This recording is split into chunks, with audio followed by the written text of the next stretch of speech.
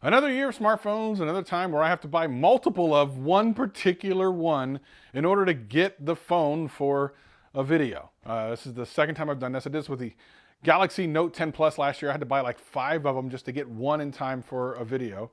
And this is the third one of these I bought. I finally got one.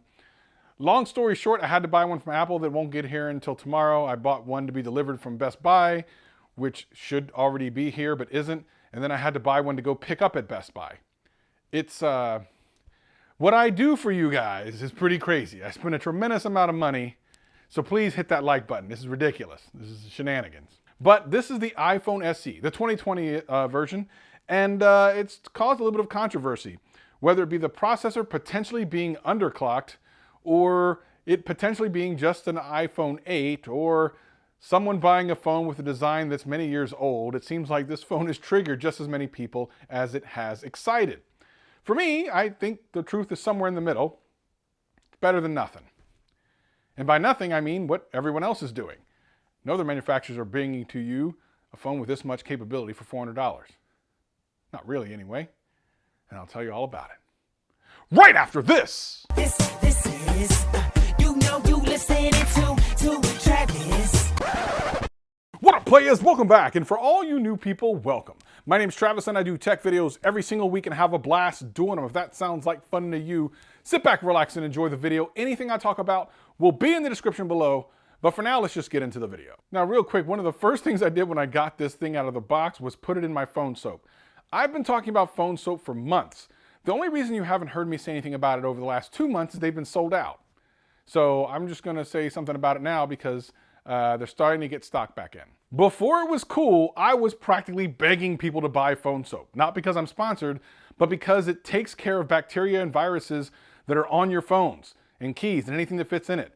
Listen, the link is in the description below. You need to order one right away. I'm not kidding when I tell you, in this crazy time of germs and stuff, literally, I take phones out of the box. The first place they go is in my phone soap. I'm not joking. The iPhone SE 2020 is a very important phone for quite a number of reasons. Number one, it is a budget phone that represents Apple doing something pretty brave. It takes courage, or something like that. And that is putting the world's fastest mobile processor into their smartphone that's specifically for budget-minded people. Now let's talk a little bit about budget. Let's talk a little bit about that A13 and what this phone can and can't do. First of all, as you know, it's a 4.7-inch screen. It's a much smaller phone. It literally fits completely in my hand. And I've moved on from small screen phones, so this will not be a phone that I will use every day. Literally just got this phone because there was so much interest in my iPhone SE video from the other week that I knew some of you wanted to know what my thoughts were on this thing. The truth about this phone is that it's important for a number of reasons.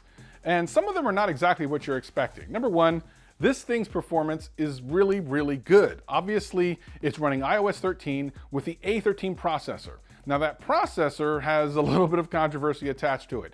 Apparently, the processor may be slightly underclocked, and I have zero problem with that. Number one, the fact that a $400 phone has the world's fastest mobile processor is already a win. Regardless if it's underclocked or not, I don't care. Like, you already have the win of the A13 and all the things it can do. Secondarily, there's not a lot of things that this particular phone is gonna need to do that the A13 processor, even underclocked, can't do. As a matter of fact, you're probably getting some battery savings as well. Obviously, a higher clocked processor, more battery drain. And this thing doesn't have exactly a large battery. Look how small it is. It's not a big phone. So it's very possible that it is underclocked. And if it is, I think that totally makes sense.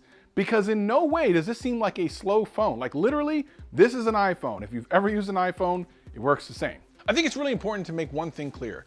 This phone is very likely not for the vast majority of people watching this video right now. The people that are watching this video within the first couple days of release are hardcore techies. The vast majority of people who will buy this phone are not. As a matter of fact, very likely very few people who really need this phone are going to be watching this review. And some of the criticism this phone has taken is kind of unfair.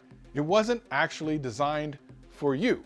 It was designed for the person walking into any kind of carrier store, needing a new iPhone, not wanting to spend a lot of money, and $16 a month is right up their budget alley. And they don't need the latest and greatest, and they don't need a big screen, they don't need OLED, they don't even know what OLED is, they don't want or need reverse wireless charging, they just want the things that work for them. maybe something to go on Instagram with, Facebook with, take some great pictures, and that's it. And this fits that in every single way. Doesn't matter if you're playing games, if you're editing video, and yes, I said editing video, shooting video or whatever, everything works fast. There's nothing about this that feels slow. So again, the fact that the A13 is in here at all is a win. I figure it's a non-controversy for me. The A13 is in here, underclocked or not. And that A13 gives you a whole bunch of new features when it comes to photos. Of course, you now can do portrait mode and all the things you couldn't do on a budget level iPhone. You're able to do them with the A13. And look at the pictures and video that this thing takes. Listen, at the end of the day, people who are buying this specific phone, the iPhone SE for $400 are going to be absolutely over the moon with the type of pictures this thing takes. And for the people that are actually going to buy this phone, this thing is a beast. The A13 gives them something that's really important, and that's longevity. And what do I mean by that? The updates. This thing will probably see iOS 17 and maybe even more. As it stands now, the iPhone 6S is on iOS 13. That phone came out so long ago that I bet some of you don't even remember what year it came out. Like I can't remember at the moment. I think it's like 2015, I'm not real sure. And that makes this an incredible dollar for dollar deal. Not to mention the fact that most of the people, at least in my mind, that are gonna buy this are probably not gonna pay full price for it. Here's the thing. If you are buying a budget level $400 phone, you're probably not paying all at once. You're probably more budget minded, which means you're going to be paying on a month to month basis. I've seen this for about $16. I think on T-Mobile, they're doing it $16 a month, which is not bad. That's basically a couple of runs to Starbucks and you got a new phone. And for the people that are going to use this phone, that's good enough. It's not expensive. It has great pictures. You can still use FaceTime. Everything's going to work the way that it does on their current iPhone. And for a lot of people, this form factor is exactly what they've been waiting for. A ton of people bought the iPhone 6 and 7 that love a touch button, a touch ID button. And now it's back again. And there's a ton of people who don't want a large screen phone, and 4.7 inches is just fine. For me, I think it's too small, but for a lot of people out there, people who are not watching this YouTube video, who don't care about a review, just see the price and know it's an iPhone, this is the perfect phone. And if you think back to the iPhone XR, which was the best-selling phone of 2019, that looked like it had a bunch of compromises, but ultimately price won. And this is less expensive. Now, this is definitely going to be for people who don't need the cutting edge phone that everyone else needs or wants.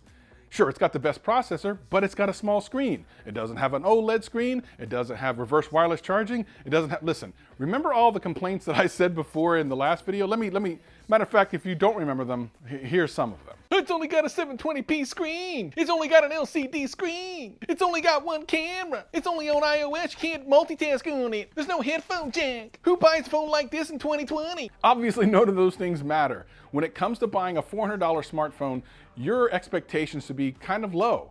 But in this particular case, I'm going to say my expectations were mid and they were met and exceeded.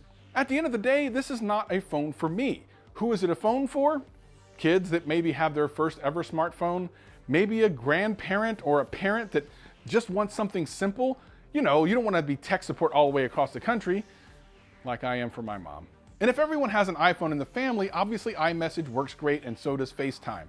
So maybe you have someone in the family that just is getting their very first smartphone. This is a pretty good catch. I also think we'll see some pretty good deals on these from carriers from time to time, maybe even a buy one, get one, because at this price, they can be super, super aggressive.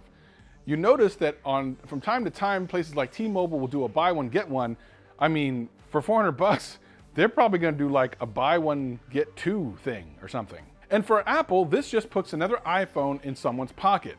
Their play isn't to make a bunch of money on this.